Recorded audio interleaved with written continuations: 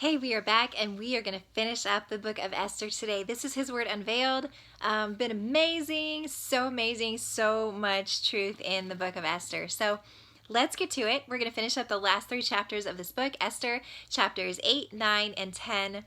Those are the chapters we're hitting today. We're going to finish up strong, excited for even a new beginning from this, but let's not jump ahead. Let's be so present, so purposeful in our pursuit of the Lord, of his heart. Let's let God work. Let's let God move. Let's let things really happen in our hearts so that it changes the way we do life throughout just all the little stuff throughout the day. Okay, with that, this is powerful, this is good, because God's in it and we're letting his Spirit lead us. So hit that pause button, read through on your own, Meeting with the Lord, Esther chapters 8, 9, and 10. 10 is extremely short, so it's pretty much 8 and 9, though we are going to read thoroughly chapter 10 as well. So this is all about reading through, understanding that every chapter, every verse, every word is in here for a reason and holds so much purpose. So let's let God meet us in and through every word that is put in his word. So let's go for it. Let's go after the heart of God. Hit that pause button. You're going to do your reading. You're going to take as long as you need, even if it's a couple days, whatever it is, just be intentional. No matter how long it is, just make it real. Just be so present, so just listening and still in him so that something real can happen. That's what we're after. We're after him, and it's only in him when real things truly do happen. So, okay, you're going to read, I'm going to pray, and we are going to finish another book of the Bible. Okay, here we go. Lord, I'm so excited for what you have for us. We just want to breathe you in. We just want to give you space and time to speak. Lord, we want to hear from you. We don't want this to be us and what we can come up with in our flesh, what we have assumed that has always been in this book. Lord, we choose to see a newness. We choose to encounter a newness with you. Lord, we just want you to truly have your way in every area, in every part, in every moment of our reading of this ministry, walking through his Word Unveiled. Just be glorified. I want you taking over. It needs to be you. It's got to be you leading and speaking and teaching. Lord, there's nothing in us that can get by without you. So Lord, we love you. We praise you. We acknowledge our need for you. And we just ask you to show up in such an amazing way. Father, we want to finish strong in the book of Esther. We want to truly learn and be changed by things in your word. So we give you full permission to come and to invade our lives, to invade our busy schedules, to invade our thoughts, to invade our emotions, and to just be who you are. Because just being in who you are will change us. And that's what we're after. So have your way, Lord, and be glorified. In Jesus' name, amen. Esther chapter 8. Let's go for it. Okay, verse 1. On that day, King Ahasuerus gave the house of Haman, the enemy of the Jews, to Queen Esther, and Mordecai came before the king, for Esther had disclosed what he was to her. Okay, our last chapter, we saw this second banquet that Esther held with Haman and the king, and she pointed Haman out and said, he's the one. My petition is for my life and for my people's lives. So we saw in the very last verse of chapter 7 that Haman was hanged on the gallows that he made to hang Mordecai in. Again, God is a righteous God. He will make all that is wrong right. He always does. He is full of justice, full of righteousness. He is a perfect God. In that, and because of that, from that, when Haman was hanged then, it says that King Ahasuerus gave the house of Haman to Queen Esther. Then Queen Esther explained to the king, hey, Mordecai, the one that you honored, the one that Haman was after, he is my cousin. He has raised me. He is a Jew. So I love this, and just, it says, for Esther disclosed what he was to her. Just this wisdom in knowing the time to reveal and to share. Oh my goodness, if we would get a good grip on that. If we would just not get so overzealous about things and just opening our mouths and just speaking and just going for it and just jumping in we've got to take a step back and really seek the Lord and really allow him to be our wisdom in knowing when to speak things, when to share things, when to even encourage versus when to challenge, when to bring about conviction and when to bring about and declare just a newness in a person. Just wisdom is so, so important. And unless we're connected to the Lord, that wisdom is not going to be present. It's going to be always in our flesh, what we feel. Oh, I need to do this. Oh, I need to tell them that. Oh, I need to share this. Oh, I need to speak of this. Oh, I need to, all this stuff. It's just going to puke out. And that's what it's going to be, just vomiting on people. But when we're led by the Spirit, the things that come out of our mouth will be those words that the Spirit has spoken to us. We have to be sensitive to him. We have to, in everything that we feel, we've got to control ourselves, to be still in that moment and to say, okay, Father, if this is you, I pray that it comes out full of life and full of peace and full of truth. When we hear something, we have got to step back. We have got to choose wisdom. We have got to let the Spirit lead. So Esther disclosed that information to him. Then in verse 2, the king took off his signet ring, which he had taken away from Haman, and gave it to Mordecai. And Esther set Mordecai over the house of Haman. Then in verse 3, it shows that Esther then came to the king, fell at his feet, wept with so much heart. It says that she implored him to avert the evil scheme of Haman the Agagite and his plot which he had devised against the Jews. The king extended the golden scepter to Esther, so Esther arose and stood before the king. Verse 5. Then she went in and she said, if it pleases the king, if I have found favor before you, it says the matter seems proper to the king, and if I am pleasing in his sight, let it be written to revoke the letters devised by Haman. Jumping down to verse 6, for how can I endure to see the calamity which will befall my people? And how can I endure to see the destruction of my kindred? So all that's taken place up till now is that the man who devised this plan, who took the signet ring of the king and made this decree official, all that's happened up to this point is that man has now been hung on the gallows. So it doesn't change the decree. It doesn't save the Jews. It doesn't do anything except get rid of this leading enemy of the Jews. So now we see Esther weeping before the king and saying, please revoke this evil plan. Please do what you can. How can I endure this calamity upon my people? Verse 7, so King Ahasuerus said to Queen Esther and to Mordecai, the Jew, behold, I have given the house of Haman to Esther, and him they have hanged on the gallows because he had stretched out his hand against the Jews. Now you write to the Jews as you see fit, in the king's name, and seal it with the king's signet ring, for a decree which is written in the name of the king and sealed with the king's signet ring may not be revoked. So, again, according to Persian customs, if a king uses his signet ring to stamp it on a decree, it can never be revoked. It can never be removed. So the king, King Ahasuerus, cannot go back and change what has been written. He can say, oh, never mind. No more destroying and killing and annihilating the Jews. Never mind. That's not going to happen. We're going to scratch that. We're just going to make it null and void.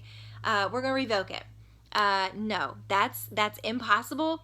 According to their customs, that can never happen. And we see that. That takes us back to Daniel, when Daniel in the lion's den, and those leaders went to the king and manipulated him into making this decree, taking his signet ring and stamping it that whoever worships anything or any other god besides the king within that matter of time, that they would be thrown into the Daniel's den, or the lion's den. When they relayed to the king that, hey, this is Daniel, sorry, but you can't revoke the law. He's got to be thrown in the lion's den. It said that the king was deeply distressed, and he went through all the customs and tried to find a rule and a way out of being able to revoke that decree that he had made.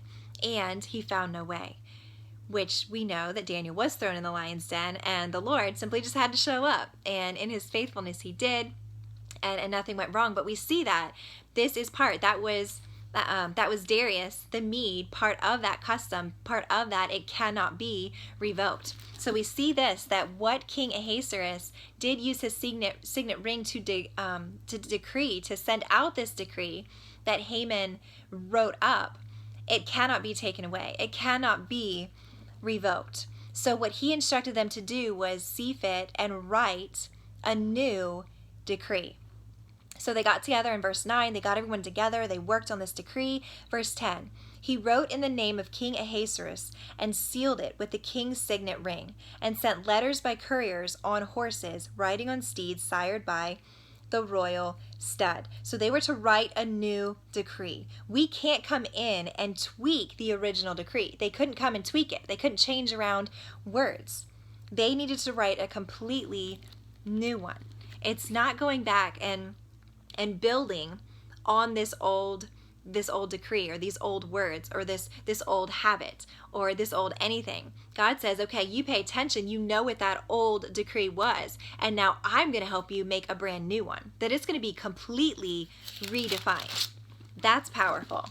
Verse 11, in them the king granted the Jews who were in each and every city the right to assemble and to defend their lives, to destroy, to kill, and to annihilate the entire army of any people or province which might attack them, including children and women, and to plunder their spoil. On one day in all the provinces of King Ahasuerus, the 13th day of the 12th month, that is the month Adar. So what this is, the same day that this decree was written up by Haman and saying on this one day, all the Jews will be attacked. They will be destroyed, killed, and annihilated. And the Jews could do nothing about it. So this decree spoke, this new one said, okay, on this same day, when these attacks will come against you, you have the right. You were given the right, according to this decree, with the king's signet ring on it, this new decree, saying when they come, you have the right to defend yourself. And you can kill, you can destroy, you can annihilate all who come up against you. It gave them this right to fight. It gave them this strong defense. And you know what? We can defend ourselves. We don't have to sit and just be taken out.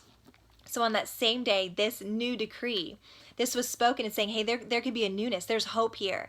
This can be turned to joy and to gladness, that salvation can happen here, that they can seriously, literally, physically be saved. Verse 13, a copy of the edict to be issued as law in each and every province was published to all the people so that the Jews would be ready for this day to avenge themselves on their enemies. And it says in verse 14 at the end, actually just verse 14, it says they hastened and impelled. The decree was given out at the citadel in Susa. So they rushed around, got this out so that the Jews would be ready for what was to come. Okay, verse 15, 16, and 17 talks about how it turned into just celebrating that all the Jews, they had this newfound hope, that they knew it wasn't the end, that they could fight, that something could come out of this, that they had support, that they had people fighting for them. Verse 17, in each and every province and in each and every city, wherever the king's commandment and his decree arrived, there was gladness and joy for the Jews, a feast and a holiday. And many among the peoples of the land became Jews, for the dread of the Jews had fallen on them. Okay, let's jump into then chapter 9 and this whole idea of this new decree, even the old decree, it comes to play and is fulfilled. So chapter 9.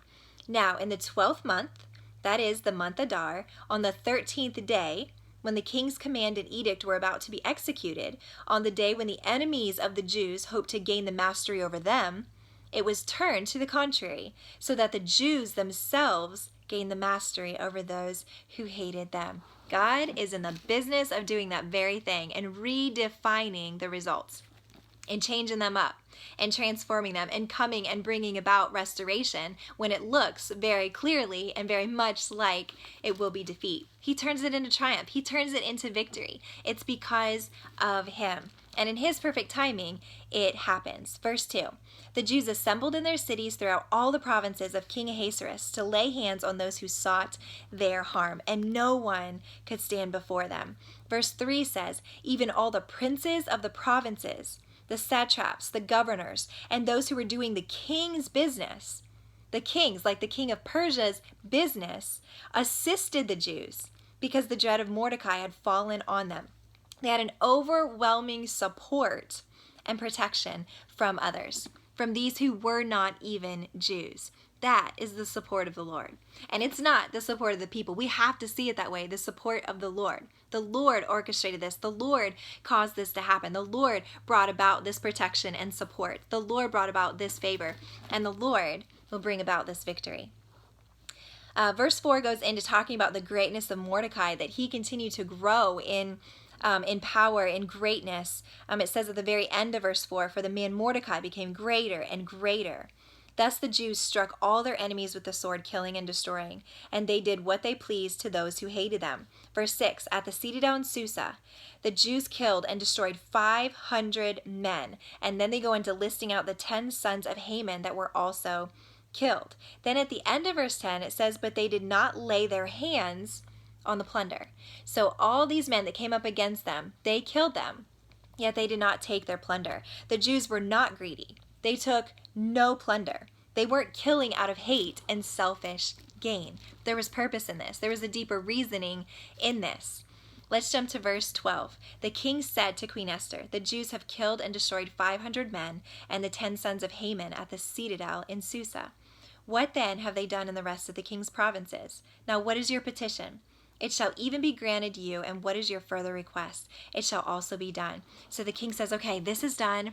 The Jews have killed this many people. He's excited for her. You see this support. Again, this is the king of Persia speaking to his wife, his queen, this Jew. And he's so excited, like, hey, they killed this many people. Is there anything further you want? What else would you request of me? Verse 13 says, then said Esther, if it pleases the king, let tomorrow also be granted to the Jews who are in Susa to do according to the edict of today.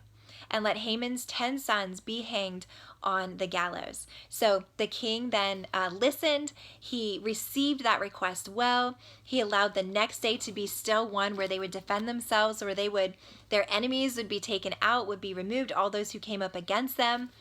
Then it also shows at the end of verse 13 that Haman's 10 sons were hanged on the gallows.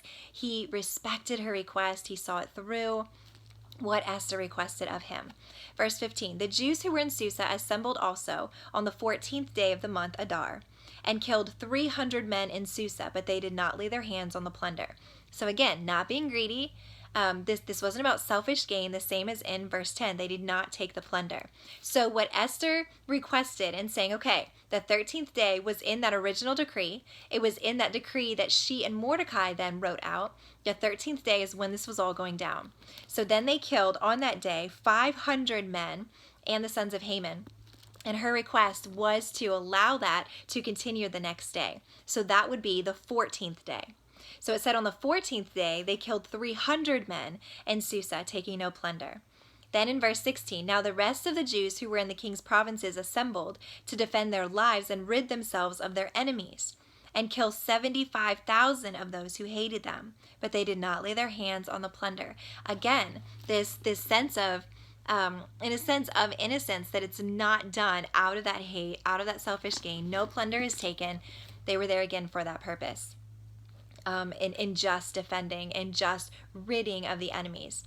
So, verse 17, this was done on the 13th day of the month Adar, and on the 14th day they rested and made it a day of feasting and rejoicing. Then in verse 18, but the Jews who were in Susa, so these in verse 17 are talking about in the rural areas.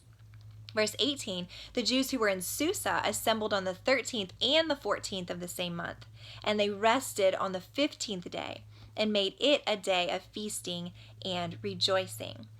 Therefore, the Jews of the rural areas who live in the rural towns make the 14th day of the month Adar a holiday for rejoicing and feasting and sending portions of food to one another. Verse 20, then Mordecai recorded these events, and he sent letters to all the Jews who were in all the provinces of King Ahasuerus, both near and far, obliging them to celebrate the 14th day of the month Adar and the 15th day of the same month annually. So these letters are then sent out saying, okay, these 2 days, the 13th, that this was the day of that original decree, and saying that all the Jews were to be destroyed, killed, and annihilated. The first decree. That was on the 13th day. Then they wrote up a new decree on that same 13th day that they had the right to defend themselves, that they could destroy, kill, and annihilate all those who came up against them.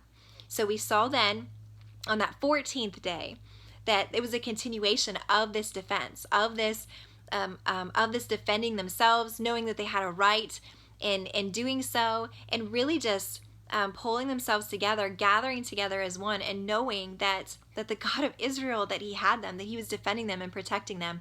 That was the 14th day. On some of them in the rural areas, they rested on that 14th day. But the majority of them, those ones in Susa, fought on the 13th and the 14th. And then on that 15th, that third day, they rested then. They celebrated. So the days, the 14th day of Adar, the month of Adar, and the 15th day of the month of Adar, every year they would celebrate those 2 days, that it would be a huge celebration of remembrance, of celebration, of this understanding of being redefined, that they beat the odds, they beat this original decree, that they came out, that the Lord saved, that the Lord restored, that the Lord did something, that he was their defender. And it says that Mordecai then sent these letters obliging them to celebrate them annually, every year.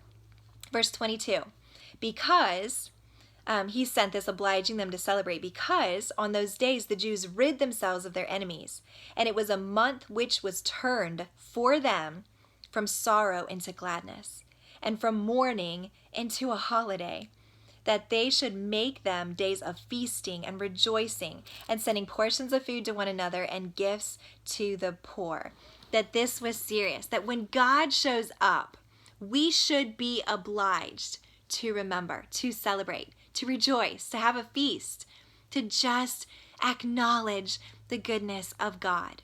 That every time God shows up, and in this way he showed up in a huge way, that they lost all hope. Remember, they were all sitting around in the city when Haman and the king were having a drink, that all of Susa, the Jews in Susa, that they were distraught. They were full of chaos in their minds, full of hopelessness, knowing that this attack was coming on them.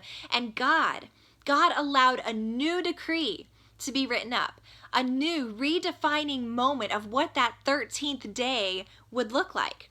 He declared it something new. He declared it to be hope. He declared it to be gladness, to be rejoicing, to be salvation, to be deliverance. That's what God does in our situations, that he doesn't come and build up on what once was, what was the bad, but he says, no, here's a new decree. I'm not going to take this and build up on this. I'm giving a brand new decree that's going to completely transform what that is. It's going to be completely different. That again, instead of sorrow, it will be gladness. And instead of mourning, it will be turned into a holiday, a time to praise and to rejoice. Then it goes into this understanding. It takes us back to Pur. So this is Pur, the lot that was cast, that Haman used in order to know what would take place and when it would take place, this 13th day. That because of and from this lot that was cast called Pur, that he used Pur, casting this lot to determine what day this would take place on that 13th day. Haman used that, yet we see in here what that was changed to. What we just said, like as far as the sorrow into gladness, mourning into a holiday, this old decree into a brand new decree, this old covenant into a new covenant. Like God's just doing this. Like we can keep going with this. Like this is what God does. So it says that he took Pur. We see this in verse 24. For Haman, the Agagite, the adversary of all the Jews, had schemed against the Jews to destroy them, and had cast Pur, that is the lot, to disturb them and destroy them. This Hebrew word Pur, it means a lot, as by means of a broken piece. So Haman took this with this intent to destroy the Jews. Then verse 25, but when it came to the king's attention, he commanded by letter that his wicked scheme, which he had devised against the Jews, should return on his own head, that he and his son should be hanged on the gallows. Furthermore, we see in verse 26, therefore they called these days Purim. So it once was Pur. That is what the enemy used. That's what Haman used. And used this Pur to destroy the Jews, to set up this plan to destroy. Yet it says, therefore they called these days Purim or Purim, after the name of Pur. And because of the instructions in this letter, both what they had seen in this regard and what had happened to them. So they are not referring to this 13th day anymore as a day of sorrow or as a day of mourning. They are referring to this day as a day of gladness, of a day as celebrating, because they had seen in this regard what had happened to them. That's what is written in verse 26. So it's no longer known as Pur and what Haman used, but these are the days that are known, acknowledged, and celebrated as Purim or Purim. Now, in the Hebrew language, Purim, I am, is a way to make a word plural. So if we say dog, to make it plural, we add an S, dogs. So what this is Pur, and then to make it plural, it's Purim. So they don't refer to it as the days of Pur, but as the days of Purim. So no longer Pur, but it is defined now as Purim. This is not by chance, but by divine intervention. Pur was used by the enemy. One measure of attack to destroy. One, singular, Pur. This lot that was cast. This, and meaning a broken piece. One broken piece he used to come after the Jews, to destroy the Jews. One measure of attack to destroy. The Lord, through this story, through what he did from the very beginning, and even having Esther and Mordecai remain in this land and not be one of the exiles going back to Jerusalem, starting clear back from then, having her, she's a young, beautiful virgin who was taken into Susa. In all this, she was instructed not to make her identity, her people, known that she was a Jew, working all this out. Then Haman being promoted, and Mordecai hearing these two planning this attack against the king, speaking up, him not getting acknowledged at that time. Every single piece in this, we see Haman, he used one measure of attack to destroy the Jews. Pur, that's it. But then we see through this, the Lord used many measures of divine appointments to bless the people, to just be who he is and let them see his hand at work. Let him know what deliverance is. Let him know what salvation is. Let him know that he is present. He is there. He is working. He is moving, that he cares.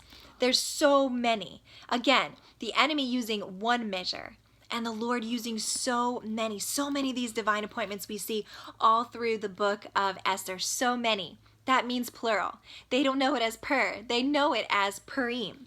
So we see in verse 27, the Jews established and made a custom for themselves and for their descendants and for all those who allied themselves with them, so that they would not fail to celebrate these 2 days, according to their regulation and according to their appointed time annually. Again, on that 14th day, that 15th day. Verse 28. So these days were to be remembered and celebrated throughout every generation, every family, every province, and every city. And these days of Purim were not to fail from among the Jews, or their memory fade from their descendants. Then it talks in verse 29, Queen Esther, she wrote with full authority, it says, to confirm this second letter about Purim. So making sure that they know that they will not fail to celebrate, to be aware of what Pur meant, of what that 13th day was supposed to bring, and what God did through a new decree. What God will do in a new covenant. Like what he is after, this ultimate purpose, this ultimate plan of salvation, of restoration, that they are to celebrate it as the days of Purim. That we can take something so detrimental, so destructive, so just that breaks us to pieces, that just puts us in this hopeless state of what in the world are we going to do? God can take those and he can redefine what that is. He can change up the results. He can make that a moment of his glory, a moment of his salvation, a moment where his heart is unveiled to us and he just brings us into life and to life abundant. Okay, verse 30. He sent letters to all the Jews, to the 127 provinces of the kingdom of Ahasuerus, namely words of peace and truth. So Queen Esther and Mordecai wrote these letters with full authority and speaking about Purim, about what it is, about how they can remember, about it is a time of remembrance and celebration and being redefined and taking what made us once lost and hopeless and brought us into life and gave us hope and allowed us to see the glory of God and his hand at work. And these words, it says, they are of peace and truth. Verse 31, to establish these days of Purim at their appointed times, just as Mordecai the Jew and Queen Esther had established for them. Verse 32, the command of Esther established these customs for Purim, and it was written in the book. So good. I love this understanding of being redefined, of taking ourselves, taking our past, taking our struggles, taking all the hardships, taking the suffering, and letting God create something new in that. Again, not building up on what that is, not building up on the pain, but seeing what it is, acknowledging it, and letting God write a new story, letting God give us a new page, letting him redefine what that is, what that's for, giving us this newness of purpose, a new sight into seeing our purpose and the purpose in this. Okay, let's finish up with chapter 12 then, or 10. Super short, 3 verses, just talking about pretty much the promotion of Mordecai, his growth, and how he continues to grow greater and greater. Now, King Ahasuerus laid a tribute on the land and on the coastlands of the sea, and all the accomplishments of his authority and strength, and the full account of the greatness of Mordecai, to which the king advanced him.